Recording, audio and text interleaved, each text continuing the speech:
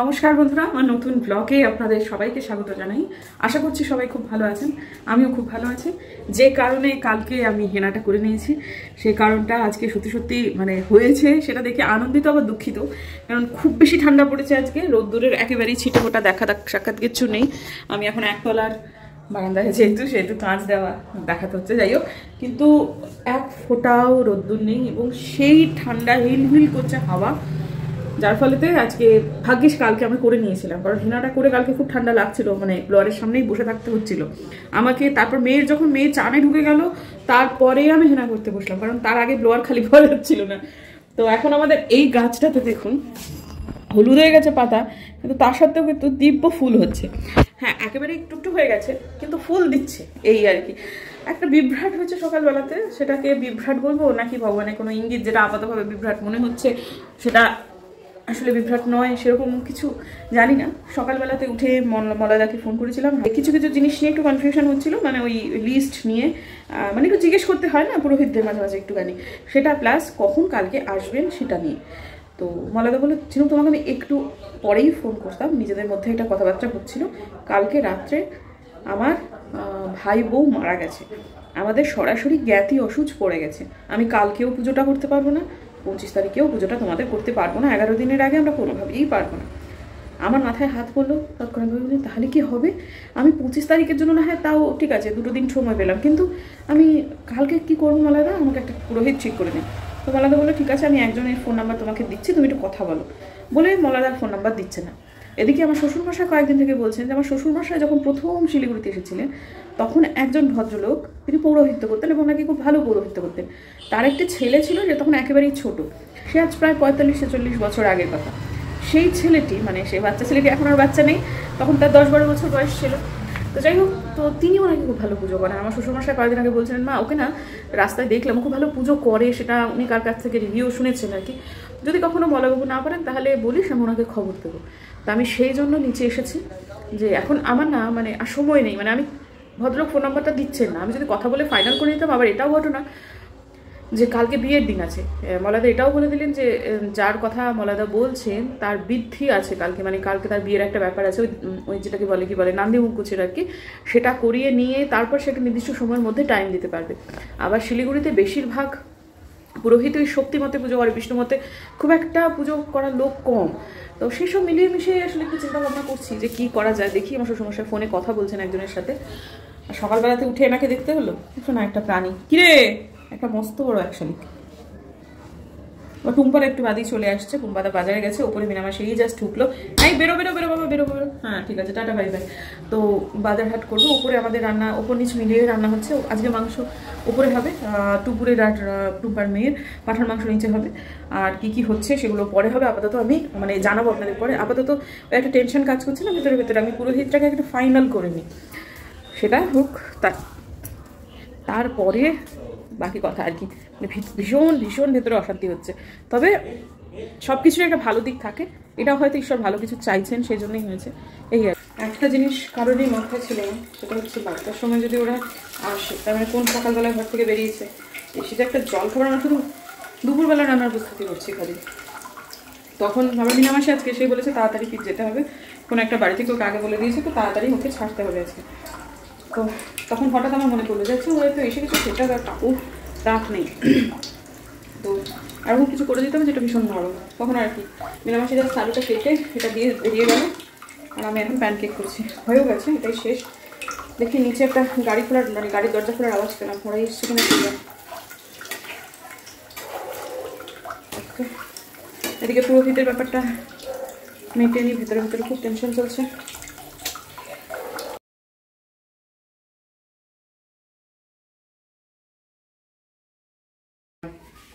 একটু পড়া অভ্যাস ভালো, হ্যাঁ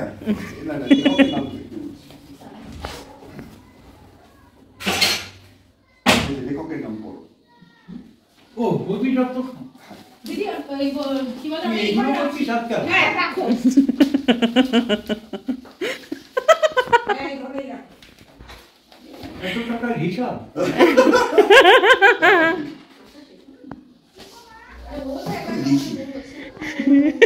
দেখো সাবজেক্ট পাতে এই সময় মতো টাকা পয়সা নিয়ে গেল মানে খাওয়া দাওয়া হলো আচ্ছা কি খেয়েছো বলে হ্যাঁ খেয়েছো ওই বৃষ্টি কোথায় নিয়ে গেছে খেয়েছি দেখছি ভালো কথা তারপরে মা তারপরে তুমি বলতে পয়সাটা দিয়ে দেবে আচ্ছা খেয়েছিস তুই পয়সা দেবো আমি তুই যা গিয়ে দিয়ে দে সে আবার নিচে গিয়ে বলে আসছে যে চিন্তা করো না আমার মা এসে ঠিক দিয়ে দেবে আবার কালকে ওই কাণ্ডটি করেছে হঠাৎ মনে হয়েছে যে খুব পাকা বৃষ্টি খুব পাকা তাই না ও আর নিচে ওই সব রেস্টুরেন্ট গুলো হতে না মানে ওর আরো সুবিধা হয়ে গেছে তোমাদের নিচে রেস্টুরেন্ট হ্যাঁ রেস্টুরেন্ট গুলো সবে সবে হয়েছে এবার আমার আমি অতটা ওকে শেখাইনি বা দেখাই কারণ আমি ওটা পছন্দ করি না মানে রেস্টুরেন্টে কি করে খেতে হয় সেটা শেখাসনি ওকে? না আমি দেখাইনি ওই রাস্তা। আচ্ছা এবারে হয়েছে কি আমার বন্ধু বান্ধবরা মিলে ওটা করেছে তোর অপেক্ষায় বসে থাকবে ও শেখাবে না ও খাবে না খুব বুদ্ধি তোর রান্না করি হ্যাঁ ও সেই জাফরানি পোলাও হ্যাঁ আমি তো শোন ও হচ্ছে খাদানের মা ও সব খাবে না মানে কাজু কিশমিশ খাবে না তো এমনি ভাত মুখবে ও ভাতটা দিয়ে তো ওগুলো সব এগুলো ফুটে ফুটে খেয়ে মাংস দিয়ে খেয়ে দিয়ে চলে এসেছে আচ্ছা আমি কি হয়ে গেছি দাঁতটা পরিষ্কার করতে হবে হ্যাঁ কি দেবো কটপাই দেবো না হাঁটি দেবো কি দেবো এই তুই ওপরে যা তো গিয়ে পড়তে বসে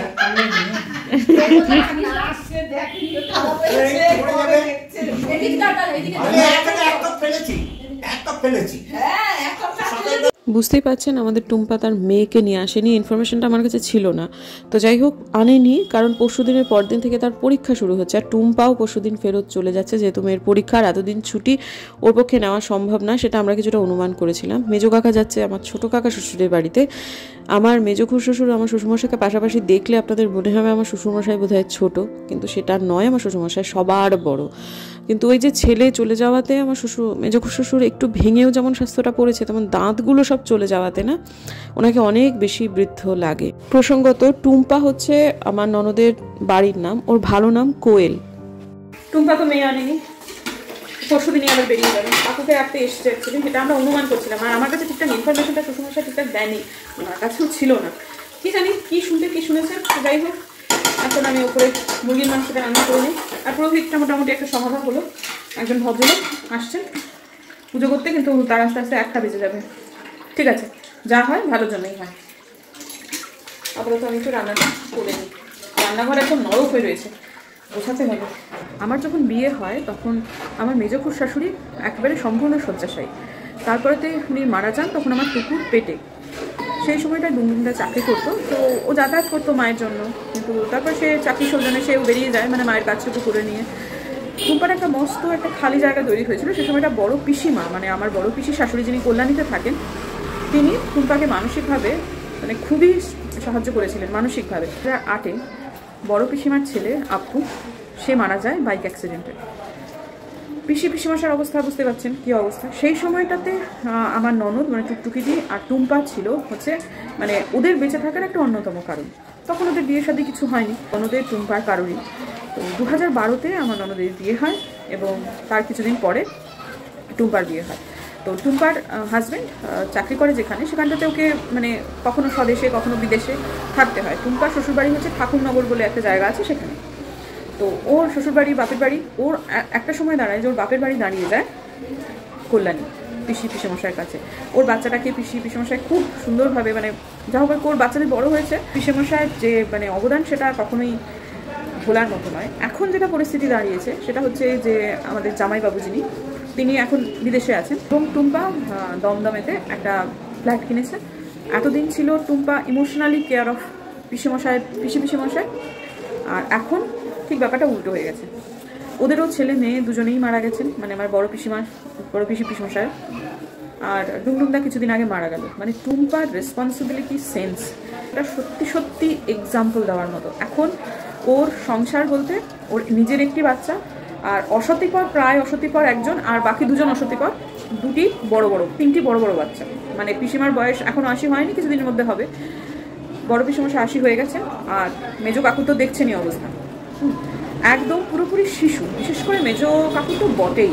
বয়স্ক মানুষদের দায়িত্ব না তারাই নিতে পারে যাদের পরিশ্রম করার ক্ষমতা আছে, বুদ্ধি রয়েছে, সব থেকে বেশি যেটা রয়েছে সেটা হচ্ছে ধৈর্য। টুম্পা অসম্ভব ভালো কাজ করছে, সত্যি কথা। আর এটাও বলতে হবে যে রূপকদার মতো হাজব্যান্ড পেয়েছেন জন্য টুম্পার কাজটা সহজ হয়েছে। যে দায় দায়িত্ব করতে চায় সে না যে কোনো অবস্থাতে দায় দায়িত্ব করবে, কখনো সে এক্সকিউজ দেবে না। কিন্তু কোথাও না কোথাও কাজটা সহজ হয় যখন আমার পার্টনার অনেক বেশি আন্ডারস্ট্যান্ডিং হয়। ইচ্ছা করলেই টুম্পা যদি ফাঁকিবাজ হতো হাজব্যান্ডের সাথে বিদেশে থাকতে পারতো, এখন ওর হাজব্যান্ড দেশের বাইরে। কিন্তু এই যে তিনজনকে দেখতে হবে, এই সময়টা দাঁড়িয়ে আমি মেজো কাকুর যে অবস্থা দেখছি, পুত্র শোক সদ্য গেছে, একদম শিশু হয়ে গেছে, একদম অনেক কিছু বোধ কাজ করছে না। এইরকম মানুষকে সামলানো, পিসিমশাই যেমন, সেটা যেমন তারা এখনো সব সেদিক থেকে ঠিক আছে, ওদের 2008-এ ওরা শোকটা সামলে উঠেছে বলা যায়। কিন্তু মেজো কাকার তো সদ্য না, যার ফলেতে ব্যাপারটাতে একটু সময় লাগছে, হাওয়া বদলের জন্যই ওরা এসেছেন। কিন্তু টুম্পা যে কাজটা করছে সে কাজটা ভাই, এখন টুম্পা বড় পিসিমা আছেন ওর ফ্ল্যাটে, সেই জন্য বড় পিসিমশাই পিসিমার কাছেই মেয়েকে রেখে এসেছেন।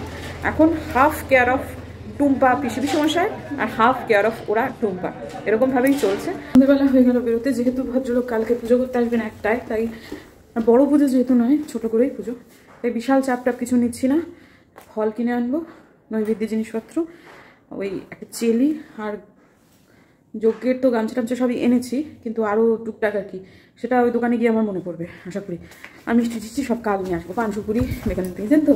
এবার এই ক্লিপিংটা দোকানে দাঁড়িয়ে দাঁড়িয়ে আমি দেখবো যে কী তখন বলেছিলাম, যে ওখানে দাঁড়িয়ে যেটা মনে পড়বে তার অতিরিক্ত কিছু মিস হচ্ছে কিনা এই ক্লিপিংটাতে। পানসুপুরিটা কিন্তু ভুলে যাওয়ার সম্ভাবনা প্রচুর, মানে ওই 5 ফল, নৈবেদ্য জিনিসপত্র, বাতাসা, কলা, গোবিন্দভোগ চাল, তারপরে কাঁচা দুধ তো ঘরেতেই রয়েছে, সুতরাং নিতে হবে না।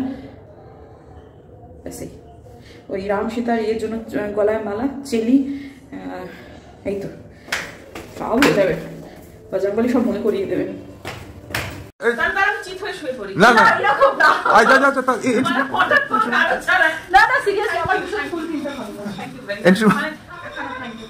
হ্যাঁ খুব ভালো, সুন্দর। কেন কেন কেন আমি কি দোষ করলাম? আমি কি করলাম? না না না, আমি ফুল ভালোবাসি, আমি চকলেট ভালোবাসি। হয়তো যা ভেতরে যা, ভেতরে যা, ঠিক আছে। আমার খুব ফুল ভালোবাসি, আমি যতবারই যাই খুব ভালো। এমন করছে একটা দাদা বসে আছে, ও হচ্ছে আমার মেজো শ্বশুর মশাইয়ের মেয়ে, আমার নাম হচ্ছে কোয়েল ব্রাদার। যে তারই আমাদের বাড়িতে একটা বিয়ে আছে, দেখেছি যখন বিয়েতে ছিলেন না, খুব নাম করা নাম প্লেসে, ওনার নাম হচ্ছে অনির্বাণ মিত্র। ওর সাথে মুখের মিল আছে, আমি চট করে ও টুকটুকির কথা, ও হ্যাঁ হ্যাঁ টুকটুকির সঙ্গে বলেছি, আমি বুঝতে পেরেছি। স্ট্রাকচার তো একই। হ্যাঁ না, তুই যখন ছোট না তখন ও ছিল অনেকটা ইয়াং, তো অনেক আগে দেখেছি। আমাদের বাড়িতে টুবাইদা এসছে, ডক্টর অনির্বাণ মিত্র, পুরোপুরি নাম করা গাইনোকোলজিস্ট। বাবাকে অসম্ভব ভালো শিক্ষক, কতক্ষণ কথা বললাম, মানে ওই রাম জন্মভূমির যে ইয়েটা আমন্ত্রণপত্রটা সেটা দিতে এসেছিল, কি একটা চাল একটা, যাই হোক ঠিক আছে, আপাতত যাই তাড়াতাড়ি, অনেক রাত হয়ে গেছে। আবার মেজো কাকা একটু অসুস্থ হয়ে পড়েছেন, ওই জল বদল হয়েছে বললাম না, একেবারে শিশু হয়ে গেছেন, খুব লুজ মোশন হচ্ছে। টুম্পা সেজন্য গেল ডাইপার কিনতে, আবার এখন বুঝতে পারছি যে একটু ওআরএসও কিনতে হবে। তো ওই টুবাইদা বললেন যে এখন হুট করে অনেক ঝামেলা হতে পারে, ওআরএসটা লাগবে। তো এখন কতদূর কি পাবো জানি না, যাই তো, জয় বজরংবলী, সব হয়ে যাবে, সব হয়ে যাবে। হাঁটি সেই লেভেলে এখন, রাস্তায় যদি টুম্পাটা দেখা পেয়ে যায় তাহলে কোথায় যে একা একা দৌড়লো। দৌড়তে দৌড়তে গেলাম, আজকে তো রবিবার, সেটা মনে ছিল না, বেশিরভাগ দোকানই বন্ধ, কিন্তু সমস্ত কিছু পেয়ে গেলাম, একটা এমন কিছু বাকি নেই যেটা পেলাম না। প্রথমে হাতিমোড়ে খানিকটা, তারপর সেখান থেকে টোটো ধরে গেলাম সুভাষপল্লী বাজারে, সেখানেতে যা যা প্রয়োজন ছিল সমস্তটুকুই মানে হয়ে গেল, পেয়ে গেলাম। এবং সেখান থেকে মোটামুটি আমি রিক্সা ধরে যখন বাড়ি এলাম তখন বাজে প্রায় 9টা। এটা হচ্ছে পাপার হাজব্যান্ডের মানে তন্ময়দের বাড়ির বিয়ের কার্ড, খুব সুন্দর হয়েছে, কিন্তু বয়ানটা জাস্ট একবার একটুখানি দেখাই। বয়ানটা দেখুন, পয়ের অলঙ্করণ, শ্রী শ্রী প্রজাপতায় নম থেকে প্রীতিভাজন পরমাত্মীয় পরমাত্মীয়া প্রতিনিয়ত পরিবর্তনমুখ পরিবেশে প্রতিটি পলে পুষ্পে পল্লবে প্রাণকণায় প্রস্ফুটিত প্রতিফলিত পবিত্র প্রণয়ের প্রাঞ্জল প্রতিচ্ছবি পরম প্রেমময় পুরুষোত্তমের পরমাশীর্বাদে পরিপূর্ণতা পেয়ে পুরোহিতের পৌরাণিক পরিমণ্ডলে পরিবেষ্টিত প্রিয়জনের পঞ্চসংখ্যের পুনঃ পুনঃ প্রকম্পনে প্রজ্বলিত প্রদীপের প্রকাশে প্রণয়াকাঙ্ক্ষী প্রাণযুগল তন্ময় ও মীনাক্ষী পরস্পর পরিণয়ের পরিমল পরশে প্রবেশিছে পূর্ণাশ্রমের প্রাণবন্ত প্রাঙ্গণে। পরিণয়ের পুণ্যতিথিতে প্রত্যেক পরমাত্মীয় প্রিয়জনের পুঞ্জীভূত প্রেরণায় প্রাণবন্ত পদরেণুকলে পরিপূর্ণতা পাবে পিয়াসী প্রাণযুগলের প্রভূত প্রয়াস। পত্রবাহনে প্রমাদ পরিমার্জনীয়। নমস্কারান্তে শ্রী প্রদ্যুৎ গুহ নামটাও প দিয়ে অপূর্ব পয়ের অলঙ্করণ। যিনি করে থাকুন বা যেখান থেকে ওরা নিয়ে থাকুক, এটা মানে যিনি প্রথমে কাজটি করেছিলেন তাকে সত্যি সত্যি শ্রদ্ধা জানাই। অত্যন্ত সুন্দর একটি বয়ান। শাড়িটা আমার প্রাপ্তি হলো, আমাকে আমার ননদিনী দিলেন রায়বাঘিনী, মানে একটু মোটেই রায়বাঘিনী না, এটা মজা করছি আমি। হ্যাঁ, এই যে এটা দিলেন, তো এটা কালকেই ফলস পিকো করতে দেবো। ব্লাউজ পিসটা অসম্ভব সুন্দর, আর শাড়িটা যা ভালো শাড়ি, তাতে করে পরলে খুব স্মার্ট লাগবে দেখতে। এটা হচ্ছে ব্লাউজ পিসটা, দারুণ। ও বলেও দিল যে বৌদি এইভাবে ব্লাউজ পিস বানাবে, তো দিয়ে আসবো। দারুণ সুন্দর শাড়িটা, আমার এত পছন্দ হয়েছে। টুকটুকি দিকে ভিডিও করে দেখালাম, টুকটুকি দিকে খুব পছন্দ হয়েছে। এরকম শাড়ি পছন্দ হওয়ারই শাড়ি, তাই না? কালকে আর বিভিন্ন কারণে ব্লগটা এন্ড করা হয়নি। আমি কালকে খুব মানে টায়ার্ড বোধ করছিলাম, তো এটা ওটা করে টোরে তারপর শুয়ে পড়েছি। তো আর ব্লগটা যে এন্ড হয়নি সেটা আমার মাথাতে ছিল, কিন্তু ঠিক আছে সকালবেলা করবো, এরকম একটা ব্যাপার আর কি। যাই হোক, আমার মেজো শ্বশুরমশাই খুব বেশি অসুস্থ হয়ে পড়েছেন। কালকে টুম্পা যেহেতু পাপার বিয়েতে এসেছে, অথচ পাপার বিয়ে অবধি থাকতে পারছে না, সেহেতু ও শুতে গেছিলো ছোটো কাকুর বাড়িতে। মেজো কাকুরও ওই ঠিক 10টার মধ্যে শুয়ে টুয়ে পড়েছে একদম, যেখানে টিভির খাটটা সেখানে মেজো কাকা শুয়েছে, বাবা শুয়েছে ঘরটা। তো টুম্পা তো ওই ডায়াপার কিনে নিয়ে এসে বাবাকে পরিয়ে টরিয়ে দিয়েছিল, তেমন কিছু হবে না। খুব একটা যে মারাত্মক বাড়াবাড়ি হচ্ছিলো তা তো না, কিন্তু কাল রাত থেকে সত্যি সত্যি খুবই বাড়াবাড়ি শুরু হয়ে গেছে। মানে কোল্ড ডায়রিয়া। ওনাকে বোধহয় এই শীতে মুভ করানোটা একটা ভুল সিদ্ধান্ত হয়েছে। আমার শ্বশুরমশাই তুলনামূলকভাবে আমার খুড়শ্বশুরের থেকে অনেক বেশি ফিট, আর কাকুর একটু বোধগুলোও যেহেতু কমে গেছে। বুম্বাদা কালকে রাত্রে কাজ করেছে মোটামুটি ধরুন 1টা-1:30 পর্যন্ত, কিন্তু আমি শুয়ে পড়েছিলাম। তা বুম্বাদা একবার দুবার গিয়ে দেখে এসেছে, যেহেতু 2 ভাই নিচে এখন আছে। তো সেহেতু বুম্বাদাকে অন্যদিন যেমন 5 বা 6 বার করে যায়, সেরকম যায় দিলে কিন্তু দুজনে নিঃশ্বাস হচ্ছে। শেষ যখন গেছিলো তখন বলছে 1:30, তখনও কাকু ঘুমাচ্ছে, বাবা ঘুমাচ্ছে। তো ভেবেছি ঠিকই থাকবে, তো ও শুয়ে পড়েছে। তারপর এসে আমিও তো একবারে নিঃশ্বাসই ঘুমিয়ে পড়েছি। আমি বুম্বাদাকে বলেওছি যে আজকে আমি নিচে যেতে পারবো না, আমার কালকে খুব পিঠে ব্যথা করছিল। তো যে তুমি একটা কাজ করো, তুমি একটু বাবাকে দেখে এসো, বাবা কাকুকে দেখে এসো রাত্রেবেলা। তো বলেছি ঠিক আছে। তো ও কখন শুয়েছে জানি না, সকালবেলা উঠে জানতে পারছি টুম্পাকে ভোর রাত্রেবেলায় আমার শ্বশুরমশাই ডেকে পাঠিয়েছেন ওই বাড়ি থেকে। মেজো কাকু খুব বেশি বাড়াবাড়ি হয়ে গেছে, অসুস্থ। টুম্পা এখন বলছে আমি কালকে বাবাকে নিয়ে চলে যাবো। বলছে জেঠু আমি একটা টিকিট কেটে নিয়ে চলে যাই, কারণ ছোটো কাকুর মেয়ের বিয়ে ছোটো কাকু সামলাতে পারবে না, তোমার বয়স হয়েছে। আর বুম্বাদা বেরিয়ে যাচ্ছে মানে ও হচ্ছে কালকে, হ্যাঁ কালকে ও বেরিয়ে যাচ্ছে হচ্ছে একটা বিশেষ কাজ, মানে না গেলেই নয়, ওকে বেরোতেই হচ্ছে রায়গঞ্জে। ও মা,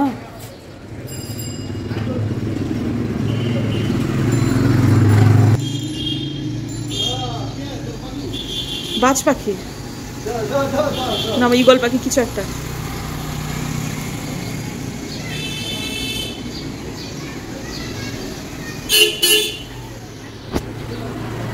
মনটা খুশি হয়ে গেল। তো যাই হোক, যেটা বলছিলাম যে এখন ডাক্তারের কাছে নিয়ে যাওয়া হয়েছে। ডাক্তার যদি বলে নার্সিংহোমে ভর্তি করতে, মানে খুবই খারাপ অবস্থা রাত থেকে আর কি। তো টুম্পার কপালটা কি বলুন তো, মানে ওই ভগবান এরকম ছেনি হাতুড়ি দিয়ে খোদাই করে লিখেছে সেবা, শুধু সেবা, সবার শুধু সেবা করে যাও তুমি। যেতে হবে, কারণ ওর মেয়ের পরীক্ষা শুরু হয়ে যাচ্ছে। এই সময়টা টুকুরে বাপের বিয়েতে থাকতে পারছে না, কারণ ওর বাচ্চার পরীক্ষা।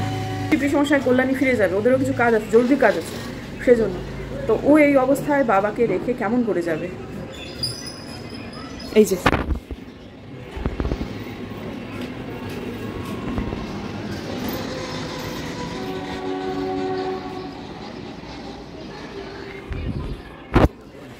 দেখাতে পারলাম কি না জানি না, একটা গাছে গিয়ে বসে বললো। তবে শ্বশুরমশাই খুব ঘাবড়ে গেছেন ব্যাপারটাতে।